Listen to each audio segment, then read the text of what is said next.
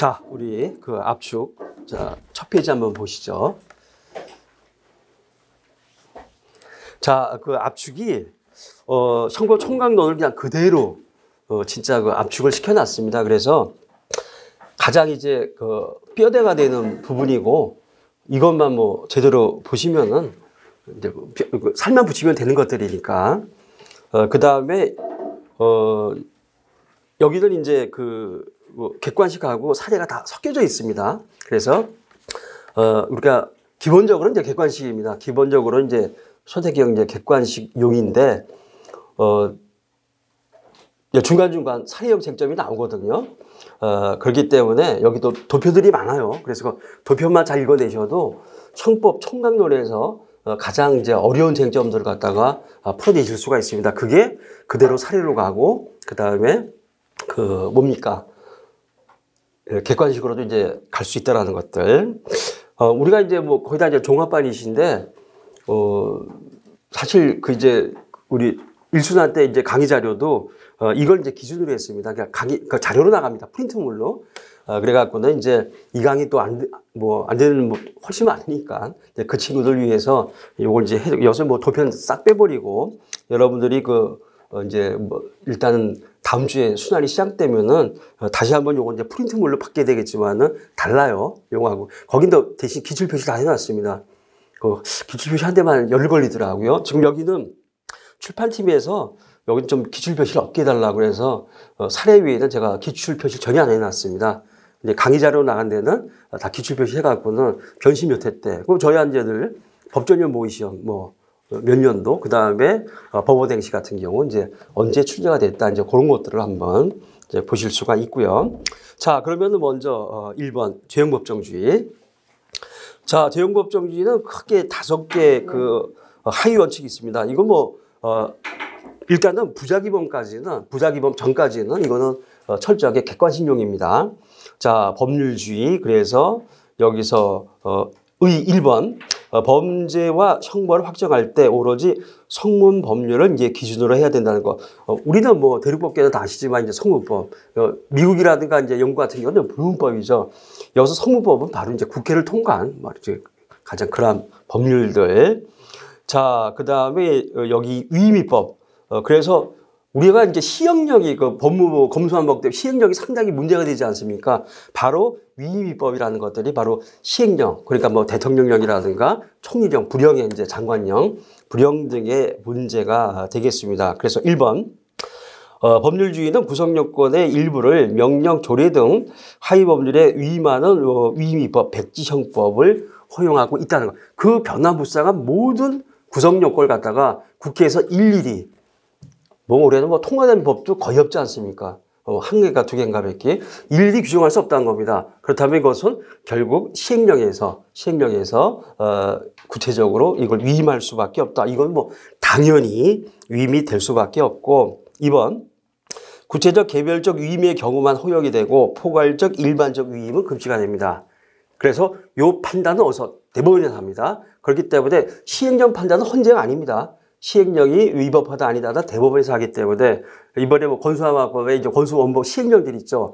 그것들이 만약에 위법하다 판단되면 대법원에서 판단하면 됩니다. 그거는 헌재에서 판단할 일들은 아니라는 것들. 그러나 그 기준은 구체적 개별적 위임이 있는가. 그래서 여기 이제 판례들이 꽤 많습니다.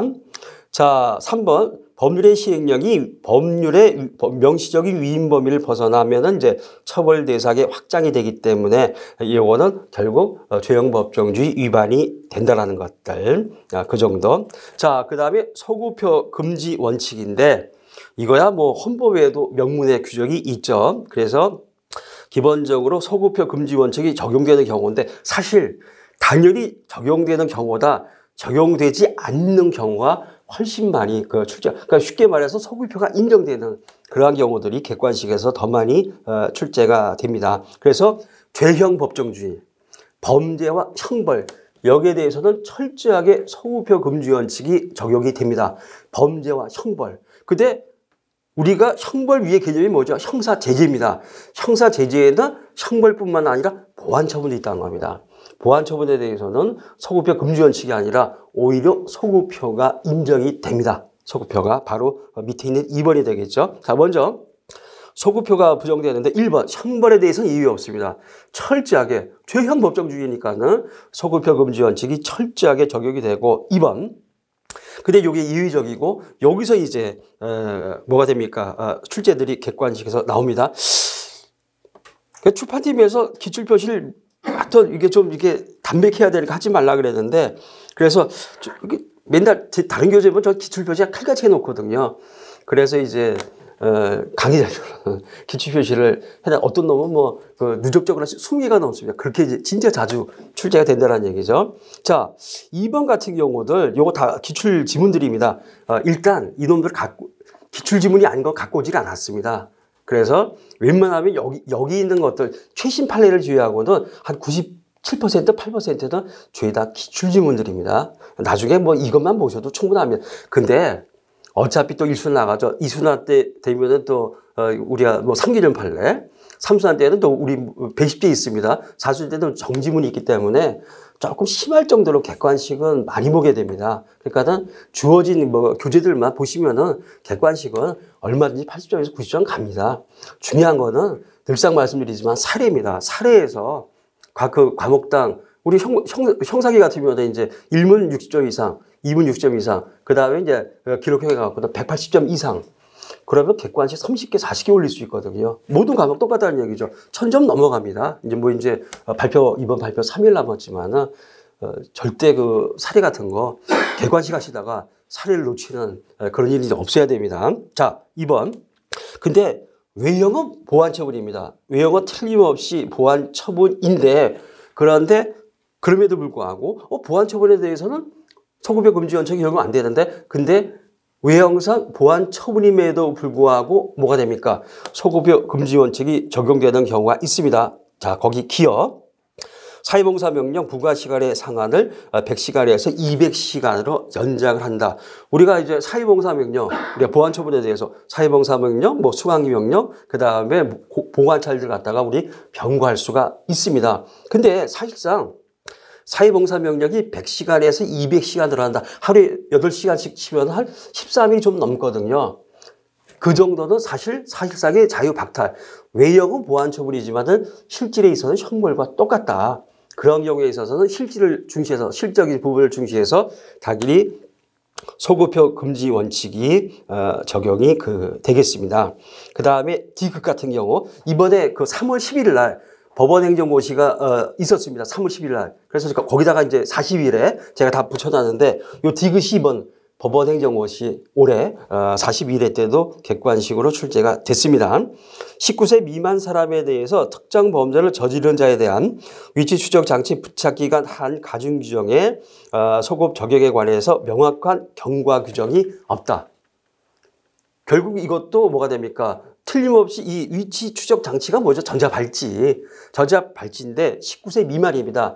인권을 중시해서 여기는 명확한, 예컨대 뭐 부착을 연장한다, 그렇지 않는다, 적용하지 않는다. 경과 규정이 명확하게 있어야만 됩니다. 19세 미만 같은 경우는 없다는 얘기죠. 그럴 때는 원칙으로 돌아가서 요거는 소급표를 인정하면 안 된다. 이런 예외를 두고 있다.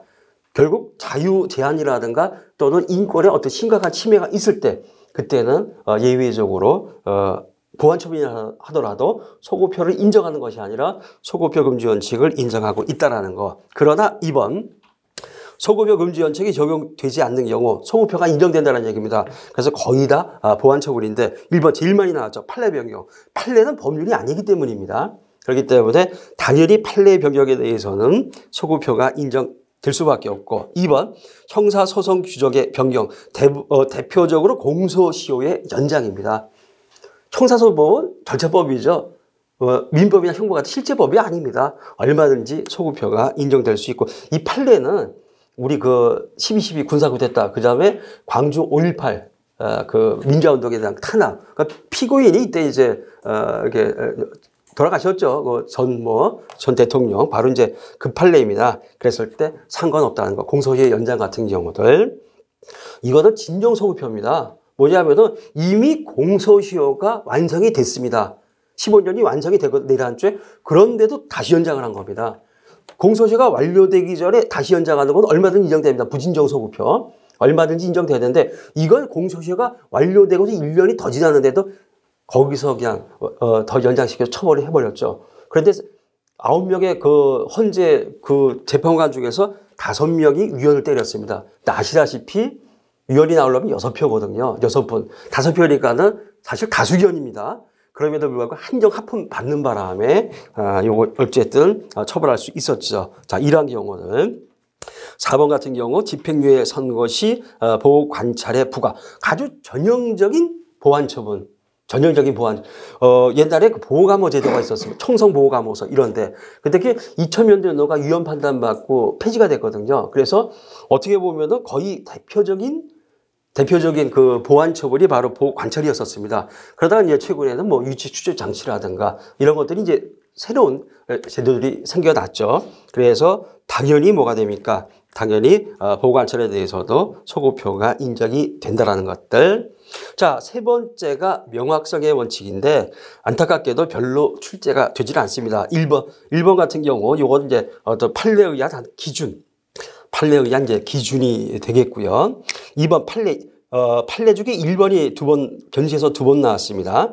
행정사의 단속을 주안으로 하는 법규의 경우 명시적 규정이 없이는 과실범으로 처벌할 수 없다.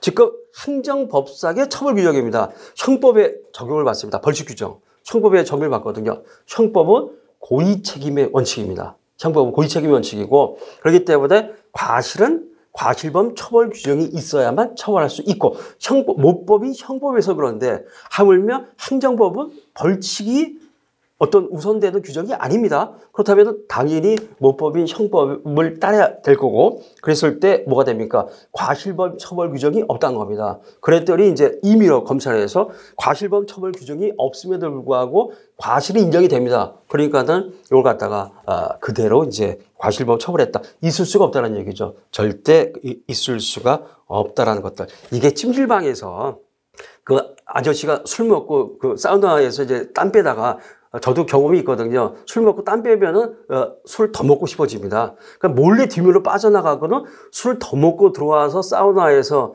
이제 그 땀 빼다가 심장마비로 돌아가셨습니다. 그렇다면 찜질방 직원들이 관리 감독을 못했다는 얘기죠. 근데 여기에 처벌 규정이 없습니다. 과실은 틀림없이 존재합니다. 처벌 규정이 없다. 그러면은 기본적으로 형법에서도 과실범 처벌 규정이 없으면 처벌 안 하던데 하물며 행정법에서 두말하면 잔소리하는 얘기입니다. 이게 기소가 된 것 자체가 대법원에 좀 문제가 있다. 무조건 당연히 이제 무죄다. 그래서 왜냐하면 요 사실관계도 출제가 됐었거든요. 그렇기 때문에 요건 이제 법리고 조금 아까 말씀드린 이제 찜질방 사실관계도 출제가 됐었습니다. 자, 그 다음에 유추해서 금지원, 즉 판례가 이쪽에 몰려 있고 죄형법정에서 출제가 되면 이쪽에서 주로 이제 출제가 됩니다. 자, 그래서 유추해석 금지 원칙, 유추해석 해당 여부에 대한 판단 기준인데 1번 가벌성을 확장하는 유추해석은 죄형법정주의 원칙의 위반이 가장 기본 원칙입니다. 가벌성의 확장, 이거는 형법에서 용납되지 않습니다. 근데 가벌성의 확장은 확장 해석을 통해서도 가벌성이 확장이 되고 이 일반적인 경우입니다. 그런데 축소 해석을 통해서도 가벌성이 확장되는데 바로 2번입니다. 위법성 조각 사유나 책임 조각 사유 등의 확대 적용 같은 피고인에게 유리한 유추 해석은 허용이 되는데 이걸 만약에 위법성 조각 사유나 책임 조각 사유를 좋게 해석해 보세요. 그러면은 정당방위 등이 적용될 여지가 좁아지겠죠. 그 얘기는 가벌성, 처벌받을 가능성이 넓어지겠죠. 높아지겠죠. 가벌성의 확장. 이것도 당연히 죄형법정주의 위반이 됩니다. 따라서 기본적으로 이걸 위법성 조각사유나 책임 조각사유를 아주 넓게 적용하게 되면은 그만큼 가벌성이 축소가 되겠죠. 얼마든지 이때는 허용이 된다. 그래서 여기서 또 하나 원칙이 나옵니다. 피고인에게 불리한 유추 적용은 철저하게 금지가 되지만은 그 행위자한테 유리한 유추 적용은 이거는 허용이 됩니다. 그래서 형법 1호대 이게 두 가지가 들어와 있습니다. 첫 번째, 오늘 뭐 여기 지도 나가야 됩니다. 위헌방해에서 현재 다설입장 불능미수범설. 근데 이게 용어를 축소하느라고 이렇게 됐지, 우리 학부 때는 미수범설이었어요. 그러다가 2000년대 초반에는 불능미수 유추적용설. 이게 정식입니다. 이렇게 불능미수가 될 수가 없고, 불능미수 규정을 위헌방해에서 다설이죠. 유추 적용하겠답니다. 근데 어느 순간인가 유촉에 삭제가, 요새 다 줄이기가 유행이니까. 그래갖고는 그냥 불능미수범설인데 정확하게는 불능미수 유주 적용설이죠. 그러니까 하나가 들어왔습니다. 유리지죠. 그 다음에 유전착에서 사실에 차고 유추적용설. 이거 객관식이 여러 차례 출제됐습니다. 아니 유추적용이 왜 허용되는가? 이거는 기술을 미수로 처벌할 수 있고 그것도 불능미수죠. 그 다음에 고의범을 과실범으로 처벌할 수 있기 때문에 피고인에게 행위자에게 유리해집니다. 유추적용이 얼마든지 가능하다. 형법 이론에 이렇게 뿌리를 내리고 있다는 것들. 자, 그러면 2번. 유추해서 금지 원칙에 반하는 경우 해당 범죄가 성립하지 않게 됩니다. 그래서 1번. 형법상 자수와 달리 공직선거법상 자수를 범행 발각 전 자수를 이제 축소해서 근데 이 판례는 아마 더 이상 이 부분 출제가 안 될 겁니다. 왜? 대부분에서 이제 이거 결국 위헌 판단 받고 이게 지금 개정이 됐습니다. 그래서 이제 이 규정이 없어져 갖고 대신 이 규정이 1번이 바로 위에 있는 이 동그라미 2번하고 같은 판례입니다. 여기서 이제 그 표현. 그러니까는 행위자한테 유리한 것들은 얼마든지 유추 적용을 해서 널리 해석할 수 있다. 바로 이제 그 원칙은 여전히 살아남아 있다는 것들. 이게 뭐냐? 형법 52조에 자수는 임의적 감경 또는 면제입니다. 근데 그 당시, 지금은 아니에요. 그 당시 공직자 선거법에는 이게 자수를 하게 되면 필요적 면제가 됩니다. 무조건 처벌 못 합니다. 필요적 면제. 이게 이제 친족상조례에서 이번에도 뭐 개관식 출제가 됐죠. 근신간에 있어서는 어떻게 됩니까? 형이 필요적으로 면제가 됩니다. 엄청난 혜택을 준다는 거죠. 그랬더니 원심에서는 뭘로 받느냐면은 이거 무지하게 피고인에게 유리하게 하기 때문에 싸가지 있는 놈만 이런 혜택을 주죠. 범행 발각 전에 자수한 자에게만 공직자 선거법상에 필요적 면제 혜택을 주고 범행 발각 후 자수 이거 이 사안이거든요. 발각 후 도망 다니다가 체포 직전에 자수를 해버렸습니다. 진짜 싸가지 없죠. 이런 놈들은 그냥 필요적 면제 혜택을 주지 말자. 그랬더니 대법원은 야 자수는 범행 발각 전후를 부문하는 게 일반 원칙. 그 원칙 그대로 따라라. 그래갖고는 아예 법이 개정돼 버렸습니다. 자, 그리고 이 3번이 이번에 또 보니까는 법원행시 이번 41회 때 출제가 됐더라고요. 공정서 원본에는 공정서 정보는 포함되지 않는다. 판결문 원본이 있죠. 원본 한 번입니다. 그러다 이제 원본을 갖다가 한번 복사해서 카피 떠갖고는 뭐 변호인한테서 피고인한테도 가죠. 검찰도 가고 나중에 공개되죠. 그것들이 한번 원본을 카피 뜬 것들이 정본. 원본과 정본은 다릅니다. 다르기 때문에 정본을 원본으로 절대 볼 수 없다는 것들 너무나 당연하겠죠. 자, 이러한 경우들. 자, 6번 면허정지 상태에서 원동기 장치 자전거를 운전한 경우는 무면허 운전이 안 돼. 125cc 이하 오토바이들, 바이크. 그러니까 우리가 스쿠터 같은 것들이죠. 그런데 자동차는 어떻게 됩니까? 면허 정지 중에도 운전하게 되면 무면허 운전이 됩니다. 근데 기본적으로 이 원동기 장치 가지고 이런 규정이 없다는 겁니다. 규정이 없다. 그러면은 이때 자동차에 관한 규정을 이렇게 이제 125cc 이하 원동기 장치 자전거, 스쿠터 같은 거. 요새 전동 킥보드도 마찬가지입니다. 전동 킥보드 이런 거에서 갖다가 적용하게 되면은 가벌성이 확장이 되겠죠. 이거 자동차하고 원동기 장치 자전거는 다르다. 당연히 다르죠. 원동기 장치 자전거지 자동차가 아닙니다. 그렇기 때문에 완전히 다르기 때문에 유효용할 수 없다. 따라서 면허 정지 중에 125cc 이하 스쿠터를 몰고 다녔다. 이거는 무면허 운전이 아니다. 대법원은 자 이렇게 보고 있다라는 건. 7번 제일 많이 나왔고 작년 변시 11회 때는 일문에서 사례로도 출제가 됐죠. 선포법 14조 뭐 객관식도 많이 나오고 이건 나중에 특별형법에서 또 보셔야 됩니다. 작년에도 사례로 출제가 됐고 우리 흔히 말하는 몰카는 이 카메라등을 이용해서 사람의 신체를 직접 다이렉트로 이걸 촬영을 해야만 몰카가 됩니다. 작년에 문제가 어떻게 나왔었죠? 예전에 여친과 이제 둘이 합의하에 성관계를 갖다가 이거를 촬영을 했었죠. 그랬는데 100만 원 빨리 갚아 그러면서 그 중에 3장을 캡처본을 뜬 거죠. 영상 이미지에 캡처본을 떴다. 그러니까는 이건 사람의 신체를 직접 촬영한 것이 아닙니다. 그렇기 때문에 이때는 지금 선포법 14조 카메라 이용 불법 촬영죄는 해당하지 않는다. 객관식도 나오고 똑같이 작년에 사례로도 출제가 됐습니다. 여기서 하나만. 지금 민법이나 형법 같은 경우 사실 조금 달라요. 이게 무슨 소송법이라든가 상법이나 행정법 같은 경우는 사실 법률 그대로 외웠다가 사례로 나도 그대로 쓰시면 됩니다. 근데 이 민법이나 형법, 근데 형법이 조금 더 강합니다. 포섭을 하셔야 됩니다. 포섭을 하셔야 되는데, 근데 중요한 거는 지금 우리들이 나중에 이제 말씀드리겠고, 뭐 이미 여러 사람하고 벌써 뭐 얘기를 했지만은 답안지를 쓰실 때 뭐 올해부터는 내년부터는 이제 물론 이제 수기가 변경이지만은 이거 뭐 자판에 의해서도 이제 작성을 하게 되는데 뭐 수기를 쓰기 때문에 양은 늘어날 것 같지는 않아요. 최소한 13회 때는 뭐 14회, 15회 때는 어떻게 될지 모르지만은 지금 수기 변경이기 때문에 답안지 양이 뭐 늘어날 것 같지는 않은데 좀 빨리 뭐 칠 수는 있겠죠. 그런데 문제가 되는 거는 어쨌든 간에 답안지 양은 한정되어 있으면 형법이 쓸 수 있는 공간은 2페이지, 그 다음에 3페이지에 들어가서 뭐가 되면 15대 줄까지입니다. 나머지 3페이지 한 10줄 정도 하고 4페이지 형서법을 써야 되거든요. 양은 철저하게 제한되어 있습니다. 근데 지금 시중에 나는 교재라든가 학교에서 쓴 답안지 보면은 너무 길어요. 그거 쓰다 보면 형법만 5페이지가 나옵니다. 형서법 쓸 공간 없고 그러면 형서법 날라가면 그냥 과락입니다. 끝납니다. 그걸 이제 제일 잘 맞춰준 학원이 이제 우리 학원이죠. 이런 것도 뭐 이렇게 또 광고식으로 자랑해도 됩니다. 철저하게 이제 우리는 뭐 이미 여러분들이 뭐 실제 답안 받아보시니까는 자, 말하고자 하는 것들이 지금 이렇게 보게 되면은 무슨 뭐 문제 제기부터 해서 뭐 엄청나게 밀고 들어옵니다. 그거 실전 답안에 못 씁니다. 변호사 시험 시간에. 그러면은 바로 이거죠. 제가 지금 기다리고 있는데 목요일 날 당장 우리 학생이 하다가 합격을 해야 됩니다. 그 친구가 작년 학교 가서 본 시험 명문 로스쿨입니다. 진짜 우리나라 5대 로스쿨에 들어가는데 거기서 표준호수까지 해놨는데 이 학생이 이번에 이제 합격하게 되면은 제가 일순환 때 이걸 강의자로 돌릴 겁니다. 어떻게 해서갖고 이 명문 로스쿨에서 이 점수가 나왔는가. 근데 이 친구도 죽이겠죠. 3일 남았으니까 지금쯤 뭐 달달 떨고 있을 텐데 바로 이런 식입니다. 뭐냐, 이 친구 쓴 답안지 보면은 제가 채점한 게 아니라 학교에서 교수님이, 저도 아는 교수님인데 그분이 직접 채점하셨어요. 그런데 문제는 문제제기 필요 없습니다. 이미 문제 안에 쟁점이 있거든요. 그러면 이거 7번 같은 경우 법리는 이렇다. 그럼 바로 포섭 들어갑니다. 지금 이미 촬영한 것에 대한 캡처물을 떴기 때문에 이건 영상에 대한 이미지 캡처 파일에 불과하다.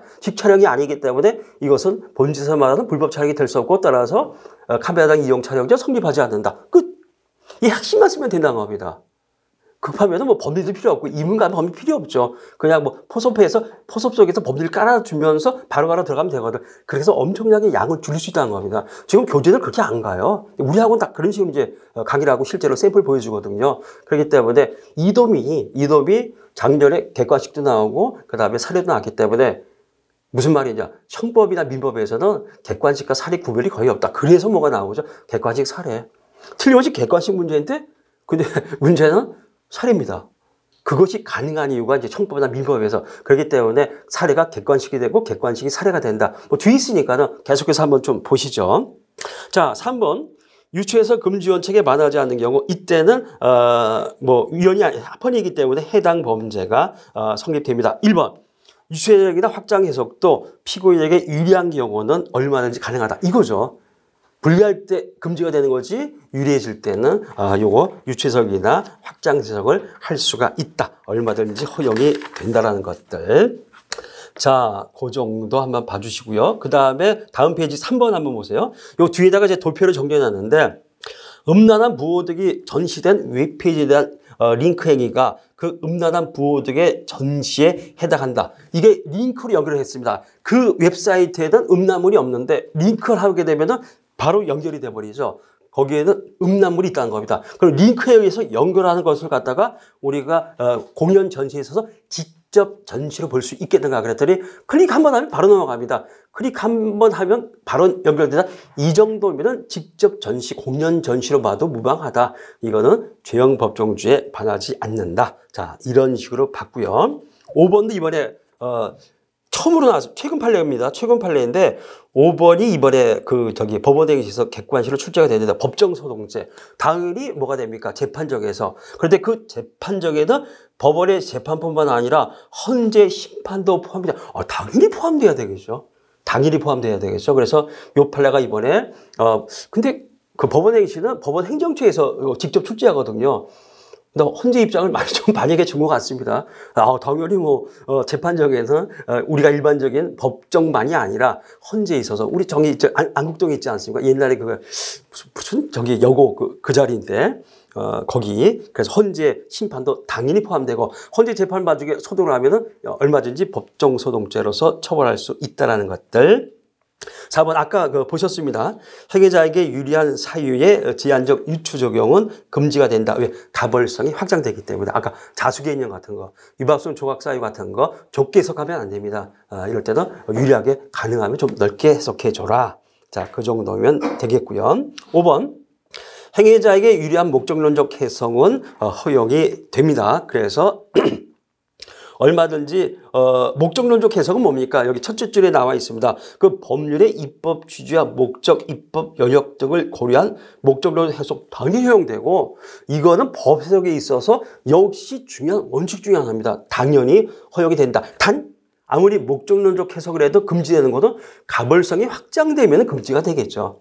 가벌성 확장되면 금지가 되지만 그렇지 않다면 얼마든지 허용이 됩니다. 요거 변지에서 한 번인가 두 번, 한 번은 확실하고 두 번이가 나왔는데 자 특수폭행치사의 경우 특수상해죄 신설에도 불구하고 정정과 같이 단순상해죄 이해에 의해서 처벌한다.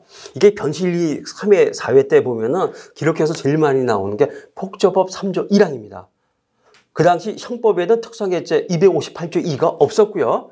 폭처법 3조 1항에만 특수상해죄가 있었는데 3년 이상입니다. 3년 이상의 유기지정. 그랬는데 그러니까 특수상해죄는 폭처법에만 규정이 있었고 형법에는 없었습니다. 근데 2013년인가 14년인가 위헌 판단을 받았습니다. 위헌 판단을 받아갖고는 특수상해죄가 지금 폭처법에 삭제가 됐죠. 그래 3조 1항이 다 삭제가 되고 2조 1항 상습 상해 폭행도 삭제가 되고 남아있는 것은 2조 2항 공동폭행, 공동상해, 공동범죄 무지하게 중요합니다. 이거는 뭐 위헌 판단 받을 리가 없고 진짜 중요하고 여러 차례 사례에서 올해 그 객관식에서 역시 출제가 됐습니다. 근데 특수상해는 많거든요. 그러니까 형법에 신설이 됐습니다. 258조 그 다음에 법정액이 조정이 됐죠. 조정이 돼갖고는 이때는 1년 이상 이제 10년 이하로 1년 이상 10년 이하로 법정액이 조정이 됐습니다. 근데 원래 형법 제정할 당시부터 특수폭행치상죄는 형법에 규정이 있었는데 근데 상해죄에 의한다 이렇게만 돼 있었기 때문에 7년 이하 상해죄는 7년 이하니까 징역에 처해 왔던 겁니다. 근데 2014년인가 15년에 특수상해죄가 형법에 신설이 됐습니다. 법정형은 1년 이상 10년 이하. 근데 문제는 여태까지 특수폭행치상죄는 7년 이하, 상해죄에 의해서 7년 이하의 징역으로만 처벌돼 왔었거든요. 근데 특수폭행치상죄는 그 구조가 특수상해죄에 가깝습니까? 단순상해에 가깝습니까? 특수는 특수끼리 놀겠죠. 당연히 뭐 특수상해죄에 가깝겠죠. 그러면은 이제부터는 어떻게 됩니까? 특수폭행치상죄는 7년 이하가 아니라 1년 이상 10년 이하 이렇게 갈 수밖에 없다는 겁니다. 대법 그럴 필요 없다. 이럴 경우에 목적론도 해석에 따라서 가벌성 축소하자. 기존대로 단순 상해죄에 의해서 처벌해라. 이걸 가벌성이 그러니까 확장이 안 되겠죠. 당연히 허용될 수밖에 없다. 그래서 객관식에서도 출제가 됐습니다. 자, 형법의 적용범위인데 시간적 적용범위, 장소 적용. 올해는 이제 시간적 적용범위가 출제가 됐다. 올해는 시간적 적용범위죠. 내년에는 이제 장소적 적용. 매년 바꿔서 출제를 하시더라고요. 그래서 올해는 시간적 적용범위에서 출제가 됐습니다. 내년에 나오면 객관식 아마 장소적 적용범위에서 내년에는 출제가 될 겁니다. 자, 원칙 형법 1조 1항입니다. 행시법주의, 국법주의 1번 범주 법률의 변경이 있더라도 기어 형이 중하게 변경되는 경우나 니은 형의 변경이 없는 경우 형법 1조 1항에 따라 행시법이 적용되고 2번 12회 때 객관식으로 이거 출제가 됐습니다. 2번도 이번에 같이 1번, 2번 둘 다 2번 12회 때 객관식 출제가 됐습니다. 신설된 포괄일제 처벌 상습 강제추행죄가 2013년에 신설이 됐습니다. 시행되기 이전에 단순 강제추행죄에 대해서 신설된 법규를 적용해서 처벌하는 것은 불가능하다. 잊을 수가 없다는 것들. 왜? 상습 강제추행죄는 지금 2분의 1을 가중하게 됩니다. 2분의 1을 가중하게 된다. 근데 이게 신설되기 이전에 단순 강제추행죄거든요. 그래갖고는 이걸 갖다가 소급 적용해버리면 어떻게 됩니까? 2분의 1을 더 가중 처벌하게 됩니다. 그랬더니 이거는 첫 번째 소급형 금지원칙에 어긋나게 됩니다. 당연히 소급형 금지원칙을 갖다가 지금 형법에다 규정해 놓은 게 형법 1조 1항이거든요. 당연히 헌법에도 위반되지만 형법 1조 1항에도 어긋낸다. 따라서 상습 강제추행죄가 시행되기 이전에 범했던 단순 강제추행죄는 단순 강제추행죄로만 처벌할 수 있고 여기는 뭐 소송권 제가 좀 뺐지만은 소추 조건도 그에 따라야 된다. 무슨 얘기입니까? 이 상습 강제추행죄가 신설되면서 이때 형법에 큰 변화가 생겼습니다. 성폭력 범죄에 대해서 친고죄 규정을 죄다 폐지해버렸습니다.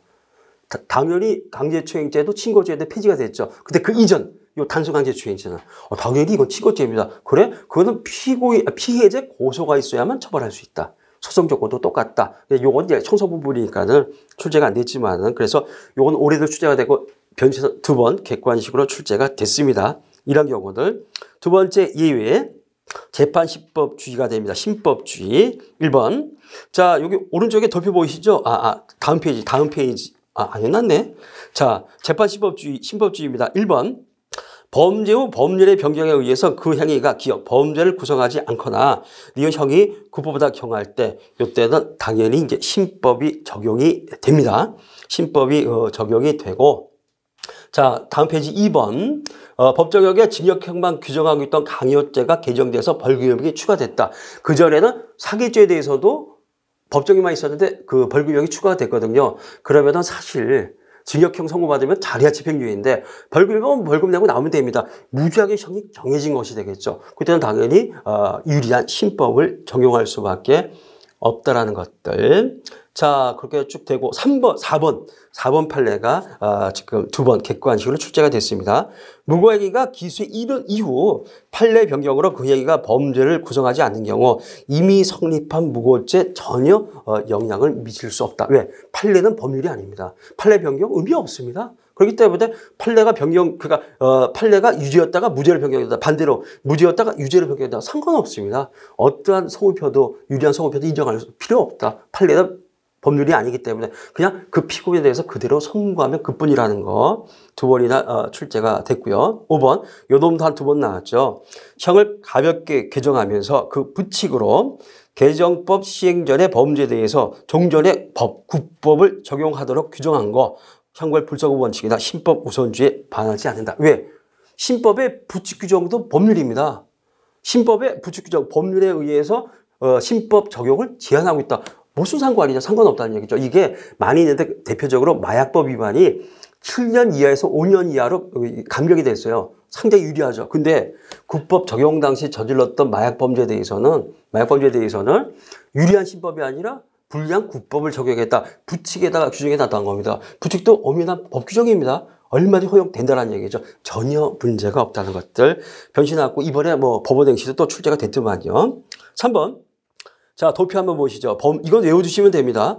범죄 후 그 행위의 가벌성이 상실된 경우 법원의 판단 또는 이제 법적 효과. 자, 범죄 후 그 행위의 가벌성이 상실된 경우인데 세 가지가 있습니다. 범죄 후 법률의 변경에 의해서 범죄를 구성하지 않는다. 이때 면소 판결. 그 다음에 2번째 칸 재판 확정 후 법률의 변경에 의해서 그 행위가 재판이 대법원까지 확정이 되어버렸습니다. 어쩔 수가 없죠. 그때는 형집행 면제, 형법 1조 사망 이거는 법조문입니다. 그 다음에 제일 많이 나왔죠. 3번째 칸 위헌 판단 받으면은 이때는 당연히 무죄 판결. 이제 앞으로 위헌 판단 나올 것들이 꽤 있죠. 그래서 지금 낙태가 위헌 판단 받았는데 문제는 이거 이제 헌법 불합치 판단 받았는데 이게 2021년 12월 30일까지 빨리 낙태법 규정 그러니까 무죄는 아니고 조정해서 예컨대 일주에서 12주까지는 처벌하지 아닌가? 그 이후는 배가 이렇게 남사만이 졌는데 그때 낙태했다. 그거는 처벌하되 독일은 이제 그렇게 돼 있거든요. 그렇게 해갖고는 빨리 개정하라고 했는데 지금 2023년입니다. 오늘 4월 17일. 2021년 12월 30일까지 해야 되는데 끝났죠.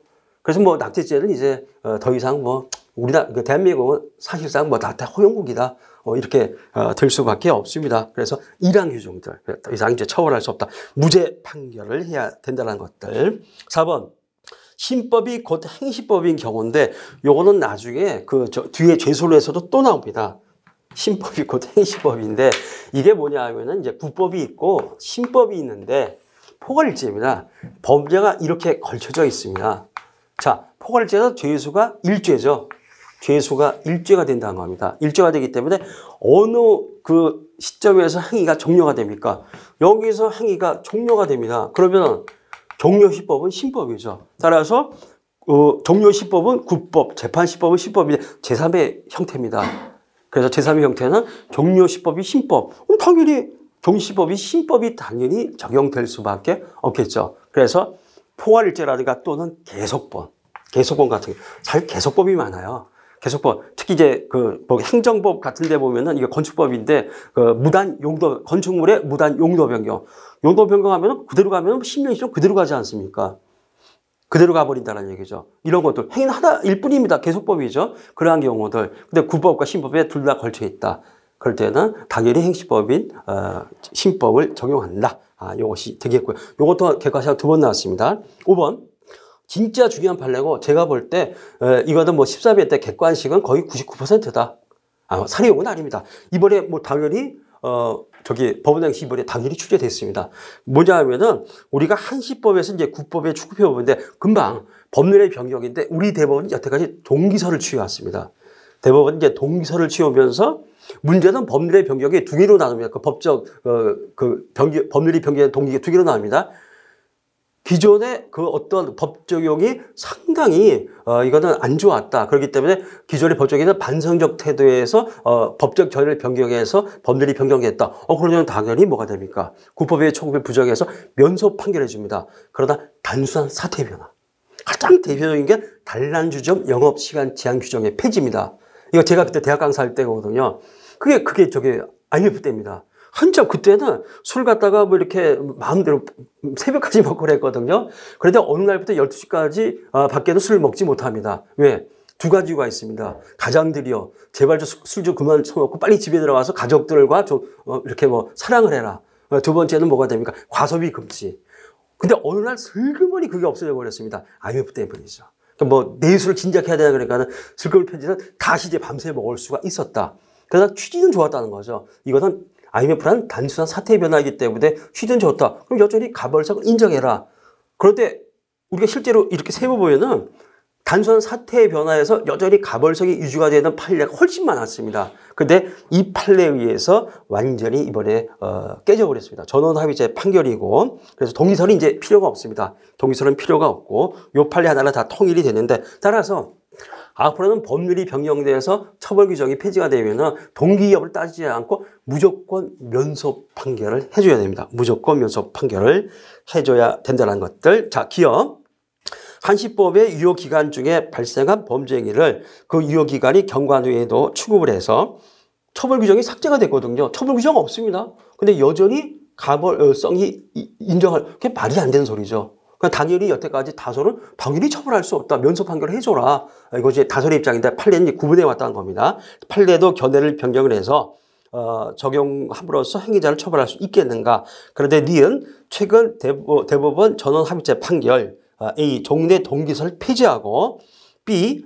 범죄 법률의 변경에 의해서 그 행위가 범죄를 구성하지 아니하게 되거나 형이 가벼워진 경우 존중 법령이 범죄로 정하여 처벌한 것이 부당하였다거나 과형이 과중에 따른 반성적 고려에 따라 변경된 것인지 여부를 따지지 않고 형법 1조 2항의 신법 우선주의와 형소법 326조 면소 판결에 대한 제4호 법령의 개편을 형이 폐지했을 때가 적용된다고 입장을 변경했다. 따라서 행위 가벌성이 상실되었기 때문에 면소 판결을 해줘야 되고 더 이상 동기설은 의미가 없어졌고 뭐 그럴 리가 없겠지만 다들 뭐 올해 나온 교재들은 이거 다 삭제했겠죠. 판례 진짜 몇십 개였었거든요. 다 의미 없습니다.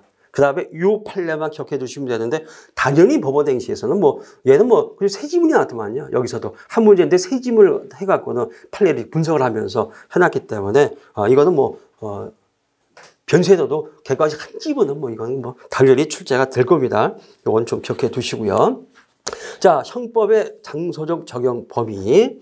자, 석주의주의. 뭐 이거 다 중요한 지문들입니다. 다 객관식. 이건 100%입니다. 1번. 공모지도 이제 공동청원의 공모지도 범죄지. 이동되죠? 저 불건대 있는 리츠카튼 호텔 커피숍에서 한국 사람과 영국인이 홍콩을 이렇게 해갖고는 마약 밀술 갖다가 그러니까 우리 김포공항을 거쳐서 괌에다 대파입니다. 왜 우리 김포공항을 거치냐?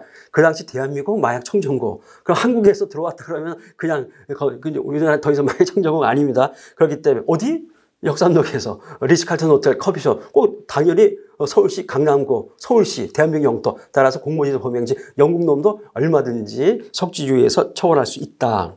2번, 얘도 많이 나왔죠. 범죄 행위 또는 결과 중 어느 하나라도 대한민국 영역 내에서 발생하면 성지주의에서 처벌한다. 이거는 여기 강남구 삼성동. 이게 이제 미국 교포인데 물론 미국 쪽입니다. 검은 머리 이제 미국인. 그런데 변호사입니다. 삼성동에도 변호사 사무실이 있고 미국에도 있는데 삼성동에서 이제 그 돈을 갖다가 관련해서 수술합니다. 삼성동에서 대한민국 영토에서 돈을 수술하고 그 다음에 소위 말하는 알선수재 이제 수재액은 대한민국에서 그 다음에 알선액은 미국 LA에서 어쨌든 간에 수재액은 한국 땅에서 했죠. 그러면 얼마든지 우리 형법에 의해서 알선수재죄로 처벌할 수 있다는 것들. 자, 속인주의 1번. 내국인 범행 당시 대한민국 국적을 가진 자가 되겠습니다. 속인주의는 범행 당시 대한민국 국적을 가진 자. 그러면은 어떤 사람이 막 외국에서 미국 사람이 영국에서 뭐가 되면 독일 놈을 불교패가 사기를 입혔습니다. 대한민국 도망왔어요. 한국 여자만 결혼하고 자 대한민국 사람하고 귀환을 했습니다. 그럼 이때도 속인주의에 의해서 지금 대한민국 사람이 처벌 안 됩니다. 범행 당시 대한민국 국적이 있어야 됩니다. 자 2번 뭐 도박 허용에도 외국 카지노 워낙 많죠. 그 필리핀 세부, 미국 라스베가스 그 미라지 호텔 진짜 사건 많죠. 세부 같은 경우는 그 이제 요새 슬슬 나오려고 그래도 탁지원 씨 왜 있잖아요. 그 친구. 다 옛날에 되게 좋아했었는데 그 친구. 요새 조금씩 나오더라고요, 이제. 화면에도 좀 뜨고, 괜히 그 댕기할 그거 때문에. 근데 그러한 경우들. 대한민국 사람은 강원, 정선에 있는 강원랜드. 거기서만 카지노 할 수 있지. 다른 데서 카지노 하면 도박죄로 처벌받습니다. 그러한 경우들. 요거 이제 2번 나왔죠. 이제 정당행위까지 기억해 두시면 그 나라에서는 합법적이기 때문에 정당행위가 될지라도 우리 대한민국 국적을 가진 자에게는 그 도박액이 정당행위가 될 수 없다. 같이 기억해 두시고요. 3번 같은 경우. 자, 4번 외국에서 외국인이 범한 위법성 인정되는 횡령죄 등 재산범죄로 영특화되기. 미국에서 렌터카를 갖다가 리스된 자동차를 미국 놈이 우리나라 그 수입사에 이걸 처분해 버렸습니다. 그럼 국제사법 중거법에 의하면은 우리 형법에 따르면 그 횡령죄거든요. 책임 누군지 몰라요. 그 사람이 미국 놈인데 누군지도 모르고 어쨌든 위법성까지만 인정된다. 그래서 작물죄에 있어서 선행범죄 본범의 위법성까지만 인정되면은 작물성은 얼마든지 인정됩니다. 중요한 지분이죠. 그랬을 때 우리 대한민국 국민이 이거 수입을 합니다. 그러면 작물취득죄 얼마든지 그 작물죄 성립이 인정이 된다라는 것들. 근데 이 판례는 이것도 중요한데 이거 객관식용인데 더 중요한 판례가 있습니다. 이 판결이 맨 끝에 이게 설치되어 있습니다. 더 중요하고 변시 8회 때 사례로도 출제가 됐고 문제는 뭐냐? 바로 이 재산범죄 작물 갖다가 그 정을 모르는 사람에게 처벌하게 됩니다. 그러면은 이때는 어떻게 됩니까? 새로운 법익 침해가 있어서 별도로 사기죄가 성립된다. 변시 8회 때 지금 을병이 애인의 집에 들어가서 1억 원짜리 도자기 훔쳐서 나옵니다. 합동절도. 합동절도의 장물인 도자기 1억 원에 정을 모르는 사람이 팔아버렸죠. 판례에 따르면 새로운 법익 침해가 있기 때문에 별도로 사기죄가 성립해서 특수절도죄와 실체적 경화. 바로 이 판례는 더 중요합니다. 그래서 뒤에서 보십니다. 같은 판례가 되겠습니다. 그러면은 이제 뭐 크라이슬러 같은 거, 쉐보레 같은 거 수입해갖고도 팔아버렸죠. 그러면은 이 수입상한테 작물취재가 성립하지만 또 별도로 사기죄도 성립해서 실체적 경합관계에 있다라는 것들. 뒤에서 한번 또 보시고요. 새로운 법익 침해가 인정되는 뭐 답을 쓰실 필요 없습니다. 근데 새로운 법익 침해가 인정되는 법적 근거는 민법 250조 본문이죠. 도법 유실물의 특례. 이전과 무상 반환의 의무를 부담하던 선의취득만이 인정되니까 1억 원짜리입니다. 원주인이 나타나서 돌려줘 그러면 1억 원 손해 감수하고 돌려줘야 됩니다. 틀림없이 새로운 법익 침해가 인정이 됩니다. 답안지 쓸 필요는 없습니다. 그냥 새로운 법익 침해가 있다. 여기까지만 쓰시면 되지만은 법적 근거는 그렇다라는 거. 자, 보호주의 형법 5조와 6조인데 5조는 좀 외워주셔야 됩니다. 조문은. 판례는 뭐 6조에 이제 집중되어 있는데 자, 1번 외국인이 외국에서 대한민국의 공무서를 유지한 경우 형법 5조에 의해서 처벌하겠고 자 문제는 2번입니다. 얘네들 한 번 이상 그 다음에 2번씩 출제가 되는데 기억 중국인이 중국에서 대한민국 회사에 사인을 위조했습니다. 6조가 적용돼야 됩니다. 리얼 외국인이 중국 북경시 소재 대한민국 영사관 내에서 여권 발급 신청서를 위조했습니다. 그러니까 사무소를 위조했습니다. 디귿 외국인이 캐나다에서 한국인에게 범한 사무소 위조죄. 근데 이때 형법 6조에 의해서 이 외국인의 중국이나 캐나다인에게 우리 형법의 적용은 없습니다. 왜 그럴까요?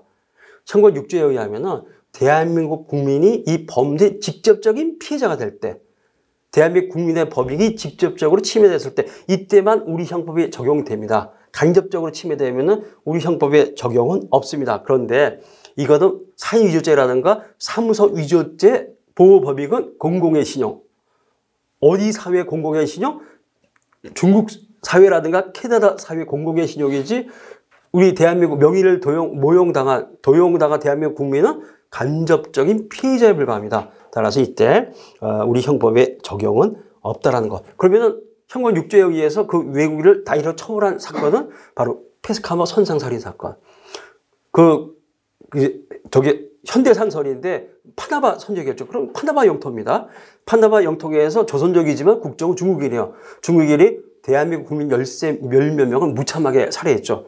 그럼 우리 국민들은 직접적인 피해죠. 당연히 이제 이때 적용이 됩니다. 근데 아무도 사형 선고가 되는데 나중에 감형받지 지금 다 무기로 지금 살고 있고 집행은 안 됐습니다. 자, 뭐 그러한 경우 그 다음에 4번 세기주의 1번 외계에서 받은 형의 집행의 효력, 그 집행된 형의 전부 또는 일부를 선고하는 형에 무조건 산입해야 돼요. 이건 필요적 산입이 됩니다. 그전에는 법 규정이 임의적 산입, 그래서 산입할 수도 있다. 뭐 전부 또는 일부를 산입할 수도 있다. 네, 바뀌었습니다. 이때는 필요적으로 산입을 해야 되고 조문이지만 이것도 2번이나 출제가 됐습니다. 2번, 얘도 2번인가 3번인가 20임의죄, 우리 형법 세계주의 규정이 신설이 됐습니다. 그렇기 때문에 최소한 20임의죄에 대해서는 세계 범죄지 여부를 분하고 물론 선언적인 의미지만은 우리 그 수사관을 파견해서 수사할 수 있습니다. 그러니까 테이큰 같은 경우 파리에서 루마니아 사람들이 미국인 그 소녀들을 납치했지 않습니까? 그거 우리 수사대가 가도 법적으로는 허용이 됩니다. 물론 이제 선언적인 의미지만은. 자, 3번 법인 범죄. 자, 법인의 범죄 능력. 자, 여기 2번 나왔죠. 타인의 사물을 처리할 의무의 주체가 법인인 경우, 법인은 민법상의 행위 주체가 될지언정 사법상의 행위 주체가 될 수 있지만은 형법에서 범죄 능력 없습니다. 따라서 범죄 주체가 될 수 없다라는 것들, 범죄 능력은 부정됩니다. 그렇다면 누가 그 법을 대표하는 대표기관 누구죠? 대표이사 또는 뭐 동일한 동급의 뭐 등기사 같은 사람들, 그 대표기관이 배임죄 주체가 돼서 배임죄를 처벌받는다. 가장 이제 중요하고, 자, 법인의 형벌 능력입니다. 그래서 기본적으로 범죄 능력 없지만 형벌 능력이 없어야 되거든요. 그럼에도 불구하고 법인을 처벌한 양벌 규정이 있습니다. 따라서 형벌 능력을 인정할 수밖에 없고, 자, 그렇다면 3번 양벌 규정의 법적 성질. 1번 업무주인 법인의 처벌 근거는 과실책임서 판례입니다. 근데 이거는 이미 헌재에서 인정했고 대법원도 인정할 수밖에 없습니다. 이게 한 10년 전, 그러니까 2007년에 처음 나왔기 때문에 이제 10년 전이니까 한 15년, 16년 됐네요. 그전에는 우리 대법원이 좀 무과실 책임설, 어떻게 아까 형법 고의 책임 원칙인데 형법에서 무과실 책임이 어떻게 인정이 됩니까? 민법은 가능하지만 형법 불가능하거든요. 그랬더니 2007년에 처음 위헌 판단 받았습니다. 요 위헌 판단 받은 판례가 9회 때인가 객관식으로 출제가 됐었습니다. 위헌 판단 받고 그럼 국회에서 입법을 해야 되거든요. 그 외에도 위헌 판단 20몇 개가 나옵니다. 2년 지난 다음에 국회가 움직여갖고는 일괄 과실 책임설로 그 일괄에서 그 개정을 해버립니다. 그래서 지금은 빼박으로 과실 책임설의 입장에 있다라는 것들. 2번, 법인이 설립되기 이전에 자연이 한 행위에 대해서 양벌 규정을 적용해서 법인을 처벌할 수 없다. 자, 자연인이 범죄 저지릅니다. 그 다음에 법인 하나 설립을 합니다. 그랬더니 그러니까 지금 이제 그 개인 업무주가 되겠죠. 사장님. 그러니까도 네가 범죄 저질렀어? 그러면은 그 후에 신설된 법인의 양벌 규정, 이건 뭐하고 똑같냐? 아버지가 범죄 저진 다음에 어쨌든 결혼해서 애를 낳습니다. 그랬더니 그 자식에게도 야, 네 아버지 죄를 너한테 묻겠다. 소위 말하는 연좌죄 아닙니까? 연좌죄는 철저하게 위헌입니다. 있을 수가 단히 없다라는 것들. 자, 3번 양벌 규정의 법인 또는 개인. 여기서 개인은 누구를 의미하죠? 조금 아까 업무죠. 그러니까는 뭐 큰 회사 법인 이런 건 아니지만은 물론 법인 등록했지만 우리 흔히 말하는 업무죠. 사장님, 대표 이런 분들. 그래서 우리 그 나중에 변호사 개입해도 자기가 하면은 내가 법무법인 내가 대표가 됩니다. 그럴 때도 무슨 큰 위원회에서 이런 건 아니잖아요. 개인 사무실, 하고 있지만 그런 분들이 다 개인이 돼버립니다. 개인 되는데 사장님들, 형식상의 사업주가 아니라 자기 계산으로 사업을 경영하는 실적인 사업주를 말한다. 다른 판례 보면은 그 약사가 있습니다. 근데 명의만 빌려준 약사가 있고 실질적으로 운영하는, 왜 그런지 모르겠는데 약사 한 명 다 약국을 하나만 운영할 수 있는지, 현직 약사인데도 그 후배로 들러부터 이제 명의를 빌려갖고 그도 개설을 하거든요.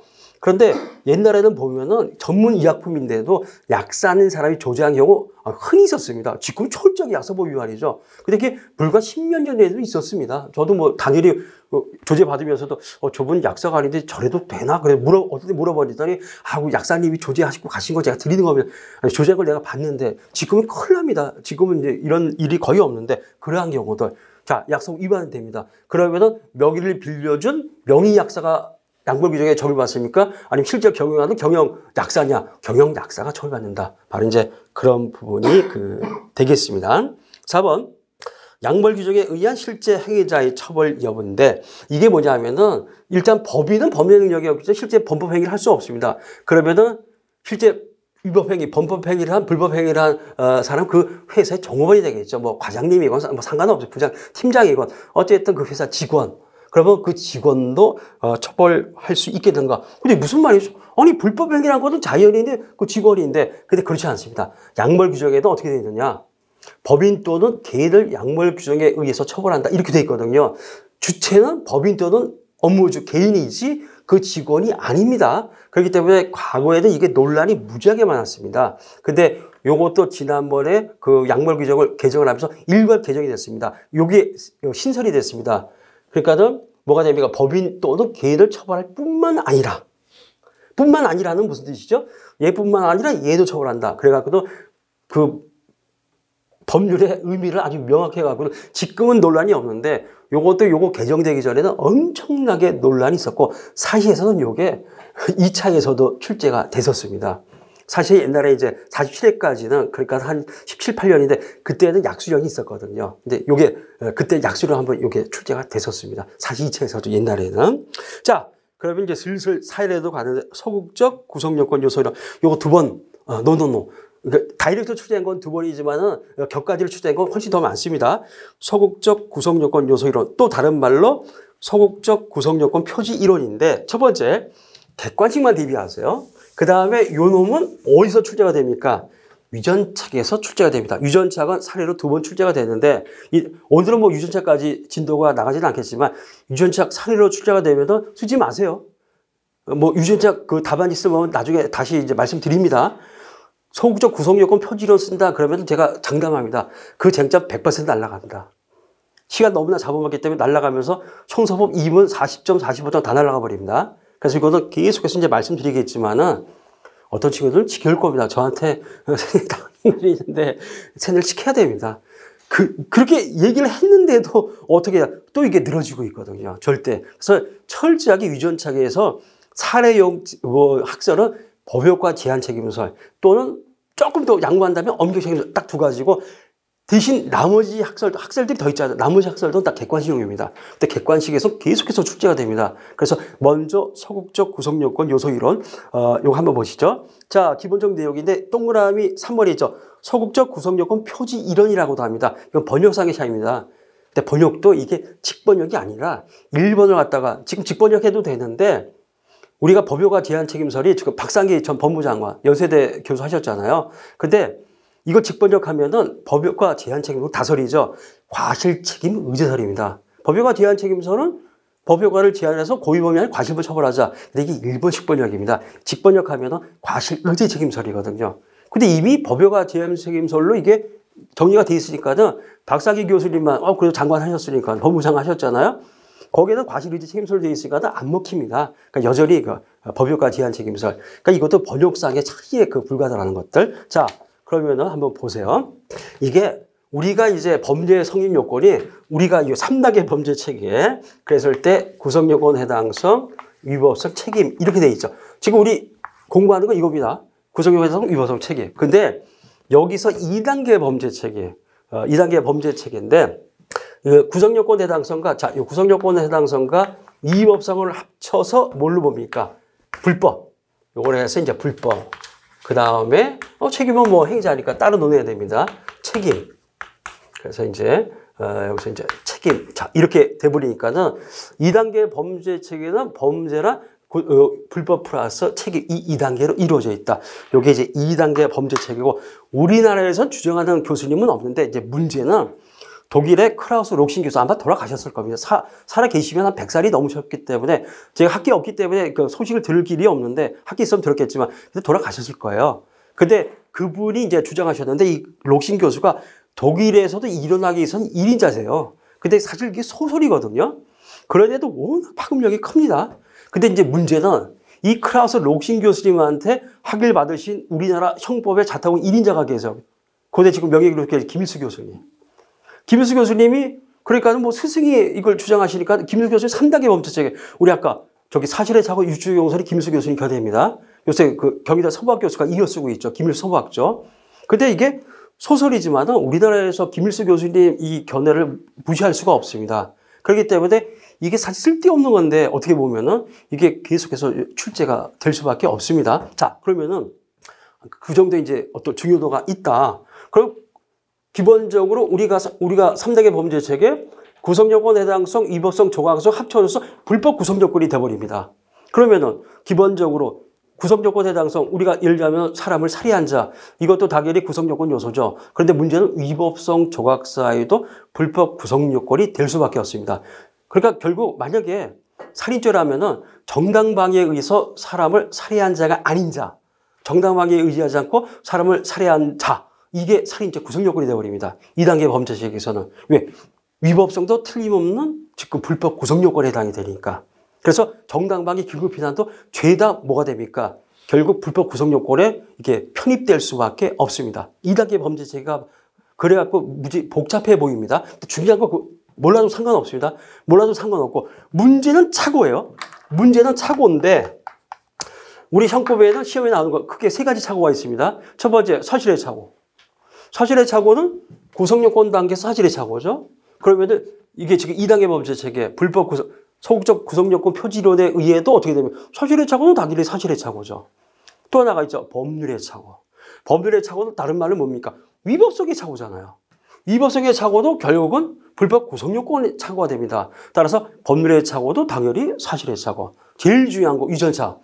위전착오는 지금 아까 사실의 착오 유주 적용서는 뭐냐 하면은 위전착오는 오히려 사실의 착오의 성격이 훨씬 가깝다가 바로 뭐가 됩니까? 사실의 착오 유주 적용설. 그러니까는 지금 위전착오는 사실의 착오나 법률의 착오적 성격을 동시에 갖고 있다. 동시에 갖고 있다. 근데 사실의 착오도 사실의 착오, 법률의 착오도 사실의 착오. 그럼 두 성격을 동시에 갖고 있는 위전착오도 결론은 사실의 착오. 따라서 요것만 외워두시면 됩니다. 지금 2단계 범죄 체계, 즉 법효과 제한 책임설에 의하면은 법효과 제한 책임설에 의하면은 사실의 착오나 법률의 착오나 위전착오도 모두 다 사실의 착오 끝. 이겁니다.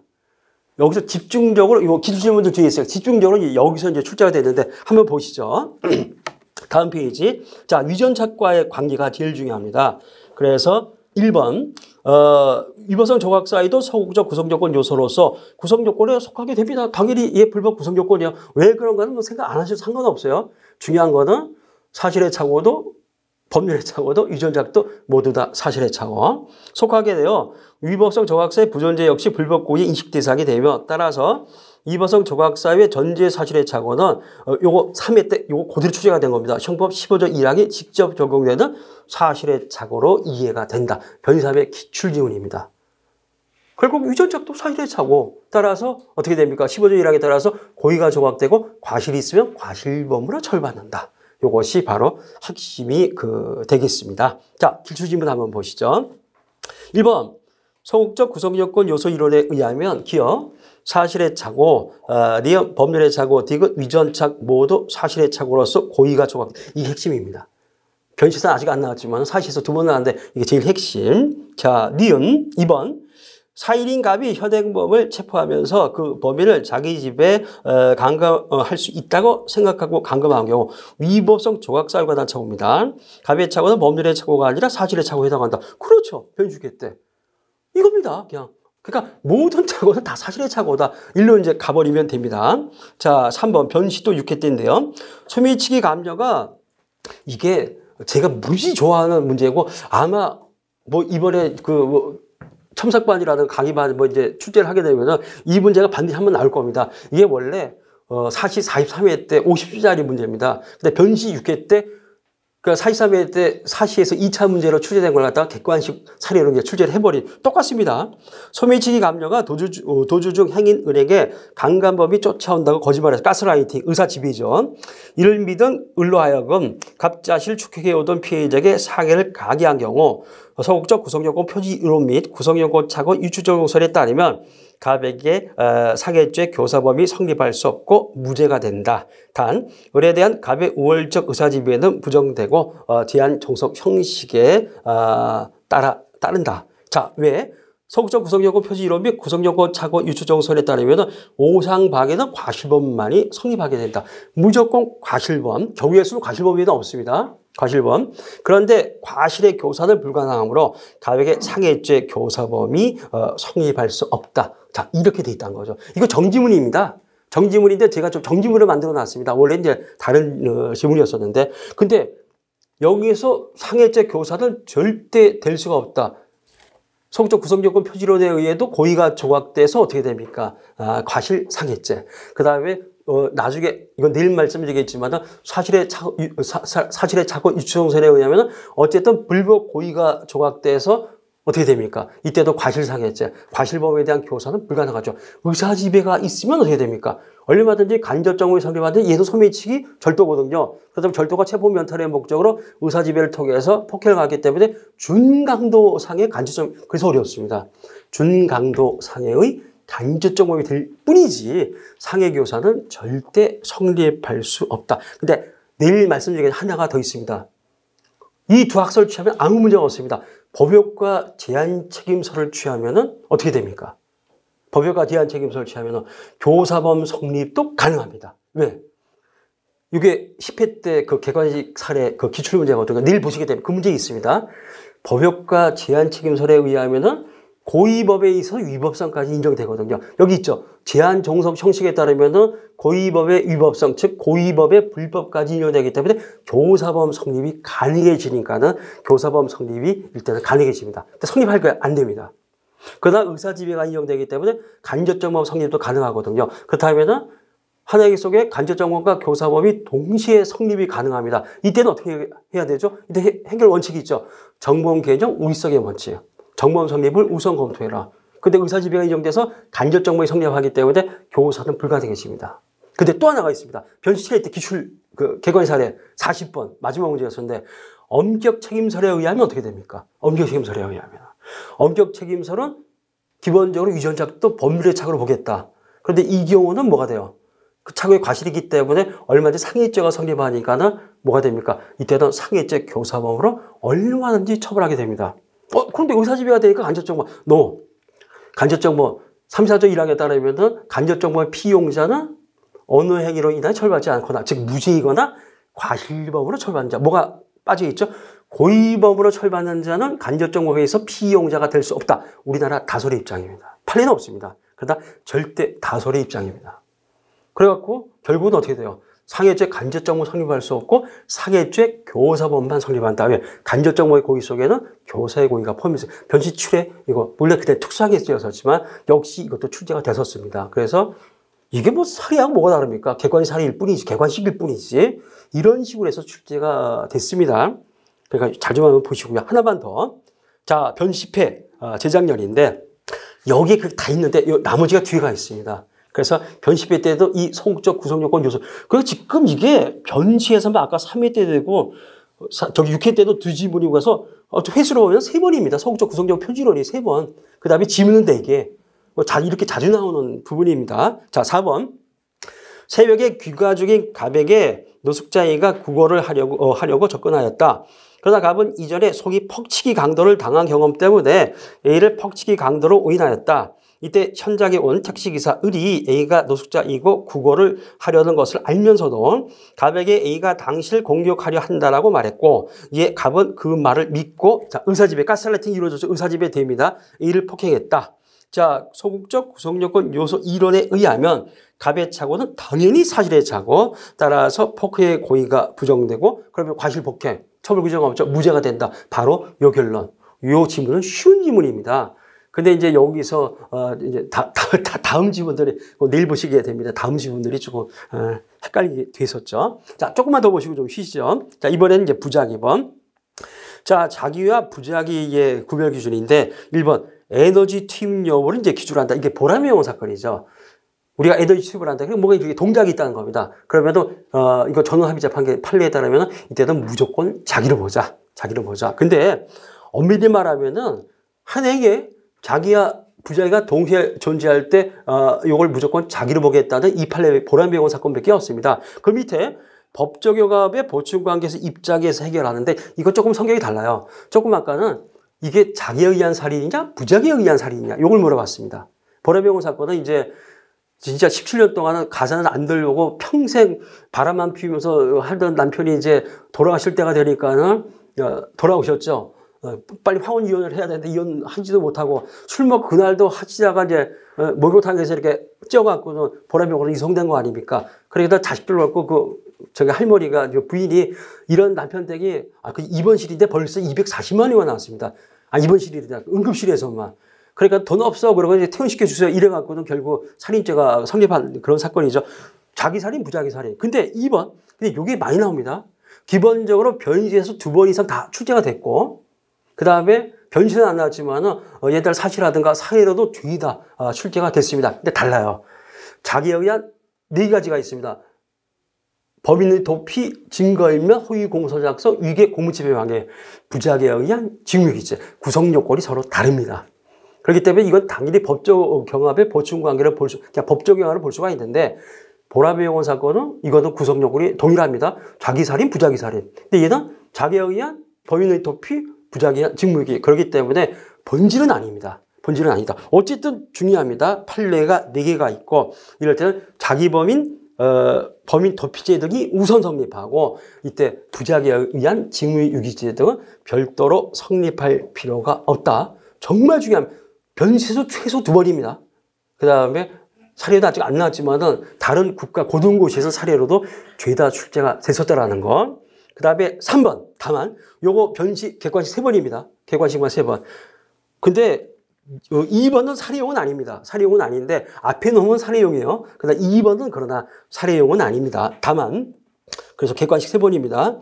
자기범인 허위 공문서 작성죄와 부자기범인 직무유기죄가 하나의 행위로 이루어진 경우 자기범이 아니라 부자기범인 직무유기죄로만 기소할 수. 제가 워낙 줄여놨으니까 좀 더 하면은 공소제기권자는 자기범이 아니라 부작위에 의한 직무유기죄로만 기소할 수 있다. 공소제기권자는 검찰이죠. 검찰. 자, 우리가 이때 적용되는 형사법의 원칙은 기소 편의주의입니다.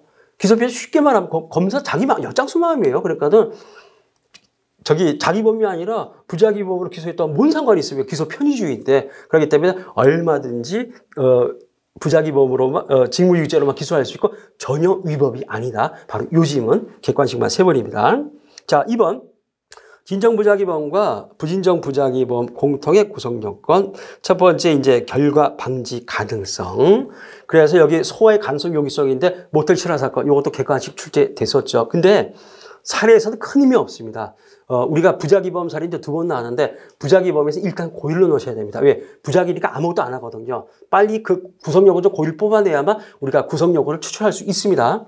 근데 6회 때도 아예 편하게 그냥 던져줬죠. 자, 결국 뭐가 됩니까? 그 술집에서 그 사장님이 퇴근하면서 이걸 불을 끄고 가는 바람에 전체용준이 죽었다는 겁니다. 이때 이제 아예 문제 떴습니다. 지금 그 사장 병에게 살인의 고의가 있을 때와 없을 때를 구별해서 논하시오. 물론 이제 부작위범인데 구성 요건을 이제 던져줬기 때문에 아주 편하게 쓸 수 있었습니다. 그럼 그 다음에 남는 거는 제일 중요한 보증인 지위에 발생한 거를 반드시 논하셔야 됩니다. 6회 때 뭐가 있었습니까? 술집 사장인데 계약관계죠. 계약관계인데 이때는 부수적 의무라도 전혀 상관없다. 얼마든지. 사실 뭐 술집 사장이 구호기관 아닙니다. 그래서 최소 119 정도에는 연락을 112나 뭐 119 아니면은 저기 휴대폰 1번 누르면은 가족관계 연결될 거 아닙니까? 그 정도는 부수적인 의무는 있다. 따라서 이제 그때 부작위 유기치사죄를 인정했죠. 사례에서 이 두 가지만 기억해 두시면 됩니다. 그래서 결과 방지 가능성도 요 모텔 7호 사건 객관식입니다. 객관식입니다. 그래서 요때 그러니까 모텔에서 투수를 하다가 그냥 담배불 한 번을 붙인 바람에 그냥 불이 확 나버렸죠. 그랬더니 비상벨 하나 누르지 않고 그냥 자기만 도망갔다는 겁니다. 불이야도 외치지 않았다. 부작위에 의한 현주 건정을 방화치사 상태를 인정할 수 있느냐. 그랬더니 첫 번째, 틀림없이 자기 의문이 인정됩니다. 위법한 선행에 의해서. 그러나 소의 가능성, 용이성. 이게 무슨식 건물이라 그러죠. 수지봉 같은 거 팍팍 이렇게 해갖고는 빨리빨리 올라가는데 대신 불 붙으면 그냥 확 타버리자. 요새 그 건물들이 좀 그런 게 많지 않습니까? 그러니까 불이 이미 옹겹 시작했을 때 불이야 외쳐봤자 의미 없다. 결과방지 가능성, 소의 가능성, 용이성 없다. 따라서 부작위에 의한 현주건조 방화치사 상태는 성립하지 않는다. 바로 이제 그 판례들. 당연히 부작위와 결과 발생 사이에 인과관계가 있어야 됩니다. 이게 뭐죠? 세월호 사건입니다. 어제였었죠? 그래서 그 판례입니다. 그래서 기본적으로 부작위와 그렇다면 구조행위를 전혀 하지 않은 부작위와 그 다음에 그 결과 발생 사이 만약에 구조행위 했더라면 어떻게 됩니까? 최소 한 명 살릴 수 있었을 거 아닙니까? 충분하죠. 몇 명은 더 살릴 수 있었겠죠. 그렇다면 충분히 인과관계 인정된다. 역시 객관식에서 출제가 됐고 그 다음에 당연히 부진정 부작위범의 고의도 있어야 됩니다. 근데 이거는 2번 12회 때만 이거 형법 총론부터 강론까지 똑같습니다. 우리 대법원은 첫 번째 미필적 고의로 충분하다. 그 다음에 고의니까는 반드시 그 내심의 의사가 있어야 됩니다. 내심의 의사가 있어야 되지만 미필적 고의, 미필적 인식으로 충분하다. 근데 2번 12회 때만 하나는 무고죄고 하나는 중간간죄 있어서. 그래갖고도 두 개 다 출제가 되는데 둘 다 미필적 고의입니다. 그래서 진짜 계속해서 12회 때만 두지면 근데 기본이 이겁니다. 내심의 의사 플러스 미필적 고의. 그러니까 미필적 고의도 그 상위 개념이지만은 어쨌든 미필적 인식 플러스 내심 의사. 근데 그 전체는 미필적 고의로 충분하다라는 것들. 자, 그 다음에 보증인 제일 중요하죠. 부작위범이 이제 6회 때, 7회 때 두 번 사례로 출제가 됐습니다. 사례로 나오면은 그 부작위범의 발생 근거. 지금 제가 이제 1수단 문제 먼저 내고 있는데 일단 경찰이 들어옵니다. 경찰관이 들어오거든요. 자, 그러면 경찰관이 구조 의무를 다하지 않았어요? 경찰관의 구조 의무는 무엇을 근거로 처벌자가 발생이 됩니까? 정확하게는 경찰관 직무집행법 2조가 4조죠. 갑자기 떠오르지 않습니다. 그럴 때는 조문 필요 없습니다. 경찰관 직무집행법에 의해서. 자, 7회 때 남편이 막 피를 흘며 죽어가는데 부인이 구조하지 않았습니다. 정확하게는 이건 제가 외웁니다. 민법 826조 1항의 부부간의 부양 의무에 따라서 보증인 주의가 발생됩니다. 안 떠오르면 그냥 민법 그러면 됩니다. 두 번째, 민법은 안 떠올 리가 없겠지만 갑자기 경찰관 직무집행법이 떠오르지 않으면 그 다음에 인지응변 뭐가 되죠? 당연히 경찰 공무원이니까 경찰 공무원으로서의 자기 의무 이러면 다 알아듣습니다. 그럼 교수님 점수 주세요. 충분히. 자, 그 다음에 민법 안 떠오르면 어떻게 해요? 부부지간이니까는. 부부지간이니까 당연히 자기 구조 의무가 있지 않느냐. 이래도 충분합니다. 이 정도 점수 똑같이 득점합니다. 그렇게 가시면 되지. 칼같이 경찰관 직무 저거 외우는 이거지만 민법 826조 1항 어떻게 외웁니까? 저는 물론 외우겠지만은 그러니까 이 정도로만 쓰시면 충분하다라는 것들. 자, 그래서 반드시 뭡니까? 자기 의무의 발생 근거를 써 주셔야 된다는 거. 그 다음에 발생 근거인데 여기 자 법령 범죄행위 선행위로 인한 경우와 기타 신의칙 사유상규 조리 자기 의무가 인정된다. 이 한 4번인가 5번 나왔죠. 객관식에서만. 진짜 자주 나옵니다. 작년인가도 또 나왔었는데 자, 그 다음에 교통사고에 있어서 구호조치 의무인데 먼저 변시오에서 일단 사례로 출제가 됐고 두 번째 뭐가 됩니까? 두 번째 얘도 객관식으로 3번인가 4번 나왔습니다. 자, 교통사고인데 도로교통법 54조 1항입니다. 이거는 특별행보 사례에서 변시오회 때 일본에서 사례로 나왔으니까는 도로교통법 54조 1항 소적의 구호조치 의무는 교통사고를 발생시킨 차량의 운전자에게 지금 모든 교통사고 운전자 그 사고 운전자에게 고의가 있다 없다 과실이 있다 없다 불문 적법하다 위법하다 불문 책임이 있다 없다 불문 모든 사고 운전자 전혀 책임이 없습니다. 상관없습니다. 그래서 모든 사고 운전자는 바로 구호조치 의무. 그러니까 주변 빨리 먼저 쓰고 그 다음에 빨리 이렇게 하면서 이렇게 하고 그 다음에 빨리빨리 신고하고 그런 구호조치 의무가 있다라는 얘기죠. 절대 도망가서는 안 된다. 변시오회 같으면 어떻게 됩니까? 지금 6개월 밑을 무단횡단 사람을 쳤거든요. 그러면은 첫 번째 6개월 밑을 무단횡단한다. 이때는 보행자에게 위법이 있고 이때는 정상속도를 유지했기 때문에 신뢰 원칙이 적용돼서 이때는 업무상 과실이 부정됩니다. 업무상 과실이 부정되면 형법 268조 업무상 과실치사상죄로 처벌할 수 없습니다. 그러면 교통사고 처리 특례법 적용 안 돼요. 뺑소니 쳤거든요. 그거 특가법 3조 1항의 뺑소니 아닙니다.